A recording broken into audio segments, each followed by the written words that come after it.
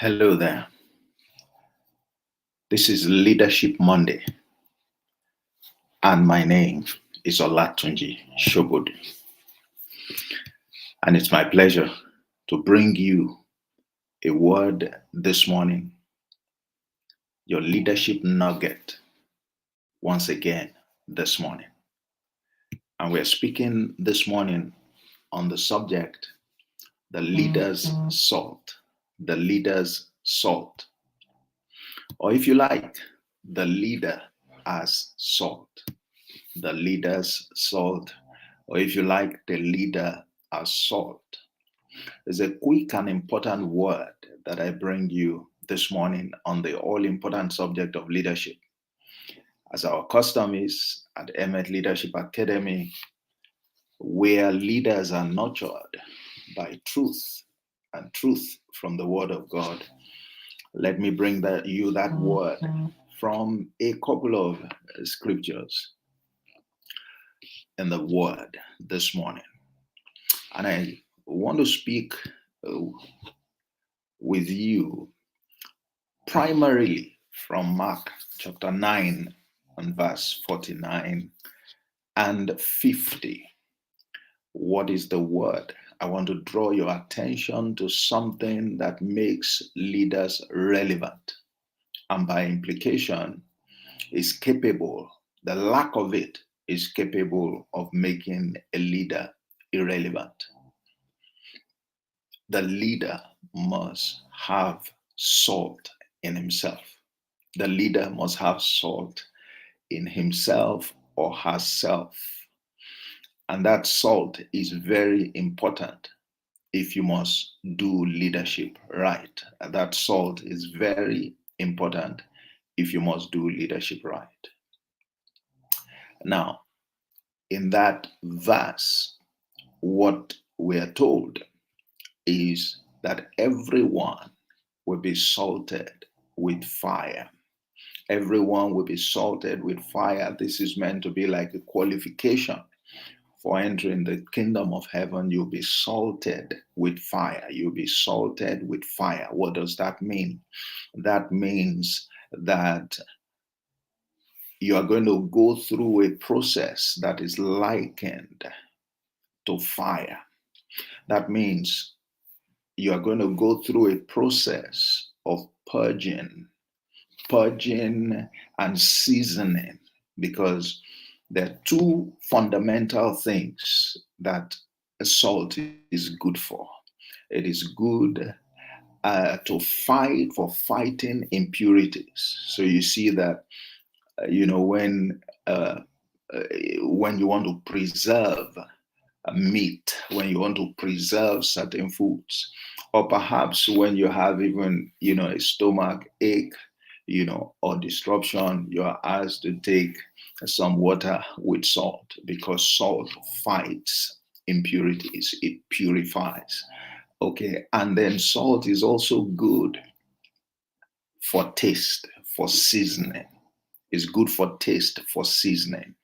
So what we're told is that salt is good for seasoning, is good for taste, and a leader should have those vital attributes. A leader's intervention in the lives of followers should offer these two key benefits.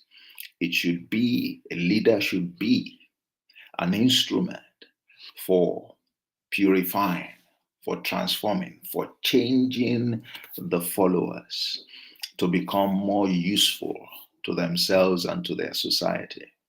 A leader should be an instrument for adding taste to the lives of those who follow. These are two key benefits that salt brings. And so you understand why a leader is called to be salt. And in order for you to be that salt to others, you have to have the salt in yourself. That's why in verse 50, it says of that, Mark 9, it says, have salt in yourselves. Have salt in yourselves. And that's my calling to you today. That's the nugget really that I have for you today. It's calling you to be mindful of the fact that your mandate as a leader is as important to the lives of people as salt is to you, as salt is to the lives of others. If you understand that you can't do without salt, if you understand, if you appreciate these two key benefits of salt, then you will better appreciate what your calling to lead is all about. What your calling to lead is all about. What value do you bring, to the lives of people? Like I said, it says salt is good. If you look at Luke 14:34, it said, but it's important that salt retains those properties. It must continue to be salty. It must have that taste. It must have that potency. Okay? It must have that potency. Because if it loses that potency, it loses relevance. If you lose potency as salt to the lives of people, you lose relevance. Maybe that's the reason that some of us have lost relevance to our teams. We are no longer useful. We are no longer appreciated by our teams, and we're worried. We're putting in so much effort, but it appears that our people do not appreciate us. They don't appreciate us because they can't see the value that we're adding to their lives. They don't appreciate us because they don't see us as salt in their lives in any form or fashion. And that's a shame. So perhaps this word is for you this morning. You want to bring back relevance of your leadership. You want to make yourself significant. You want to give color, all right, and value to your leadership. Then this may be what you are missing. Are you salt to your people? Do you have salt in yourself? Do you have salt in yourself? Now, those are questions that you need to answer. And I do hope that you answer them in the affirmative. Now, let me draw your attention also to Matthew 5 and verse 13. It makes a profound statement there, a very direct charge to you. It should be an eye opener to any leader. It says, you are the salt of the earth. You are the salt of the earth. Of course, it talks about believers here, but we've always, looked at believers as people who are called to leadership. And that's part of what Jesus expects us to do. All right. And this principle does apply, to leaders as well. You want to lead right, you want to do leadership right. These are principles that you must pay attention to. It says, you are the salt of the earth. You are that important. In case you don't understand, how significant you are to your people as a leader, you are that important. You are the salt of the earth. You are the salt of the earth. That's what you are intended to be. That's what you are called to be as a leader. But is that who you are? Is that what you are? Do you exhibit, do you carry those properties that can make you salt?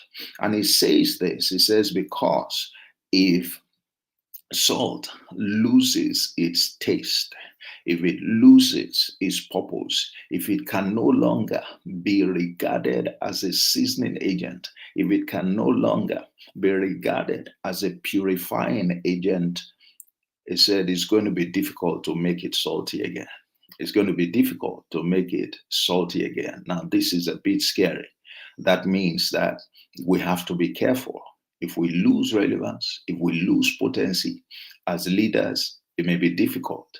It may be difficult to restore those two characteristics. I found that really interesting. I found that scary and intriguing, but we are speaking about truth here because that's what it is. That's what the Bible says. I mean, a salt, you eat it every day in some form or fashion. Imagine if salt loses its taste, how do you restore that taste? So this is very serious business for leaders.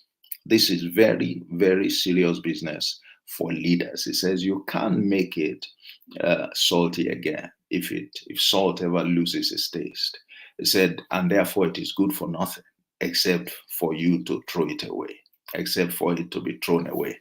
And that's why we said if you lose potency, if you lose relevance, I mean, you lose potency, you lose purpose, you will lose relevance as a leader. You will lose relevance as a leader. All right, so I think you should take that away. Let me try and close, by drawing your attention to one of the ways that you should exhibit your saltiness or your salt responsibility. In Colossians 4 and verse 6, he says, let your speech at all times be gracious and pleasant, seasoned with salt, so that you will know how to answer each one who questions you. Let your speech at all times be gracious and pleasant, seasoned with salt, so that you will know how to answer each one that questions you. So, one of the ways that you express the salt nature of your leadership is the use of your words. The use of your words. The use of your words is the key instrument for carrying out your leadership responsibilities. I've always said it that the leader's most powerful instrument are the words of the leader. The words of the leader. So your words are like salt. You are called to season it with salt, to season your words with salt. All right, if you want your words to be effective as a purifier, if you want your words to be effective as an agent for adding value to the lives of people, season it with salt. What does that mean? Pay attention to how you speak, to what you say, to how you speak to your people, to the content of your words to your people. It said, in particular, let your words be gracious, let your words be pleasant. Speak to people with respect. Speak to people words that build, words that encourage, words that give hope, words that build their confidence in themselves and in, their responsibilities. So that's one important way. That's one important way. But can I draw your attention to the very important aspect when it says have salt in yourselves?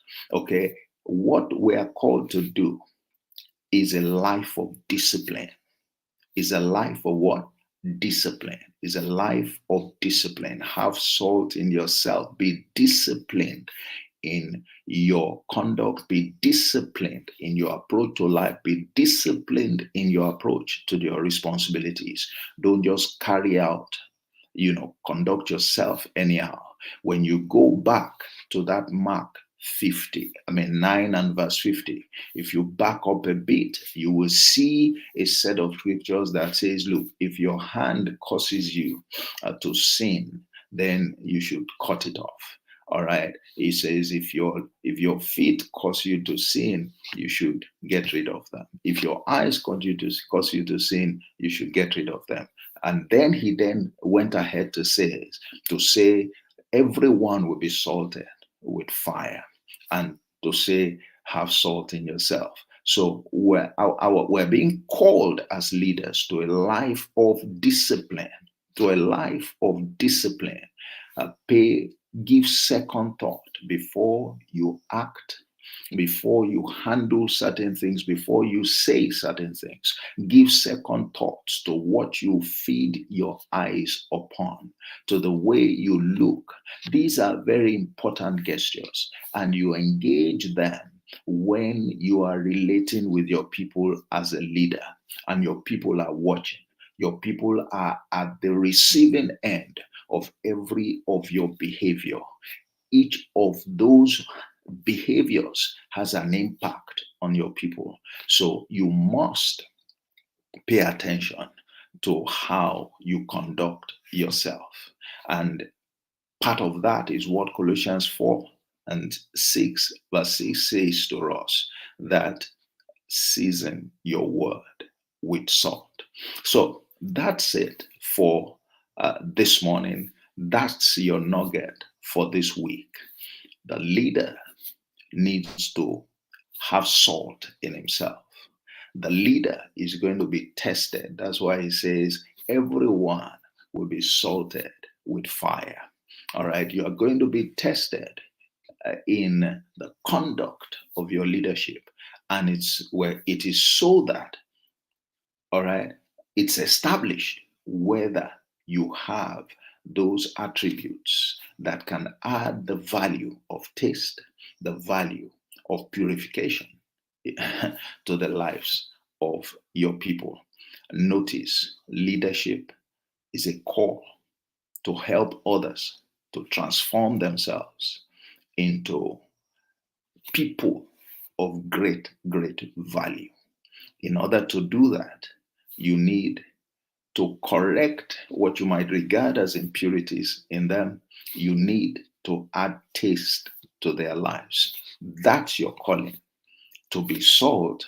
In order to do that, you must have that in yourself. So the discipline starts with you so that you can use that, engage that to accomplish the purpose of your leadership in the lives of others. I hope that today's word has brought you value. I hope that it will help you to rededicate yourself to your calling to lead. I hope that you will take steps to ensure that you have salt in yourself. I hope that you would take steps to avoid losing relevance in the lives of your people, to avoid losing relevance as a leader of worth. So join me on Thursday by the grace of God. Thursday, 11 a.m. West African time is Leadership in 30 Minutes. And there we'll be exploring yet another dimension of the all important subject of leadership. It's all about doing leadership right on this channel at Emet Leadership Academy. That's our commitment.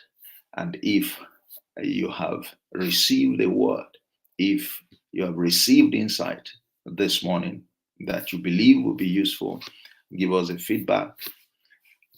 Put your comment in the comment section. And by the way, if you have not subscribed to the channel, subscribe to my YouTube channel so that you can get notice ahead of these broadcasts.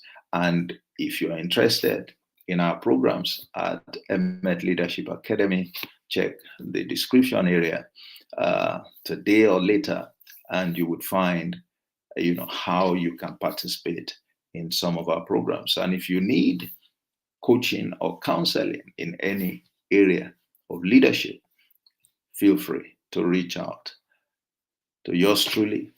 My name, once again, is Olatunji Shobodu, and it's been Leadership Monday today, and there is your nugget for this week. The leader's salt. Have salt in yourself. Remain relevant as a leader.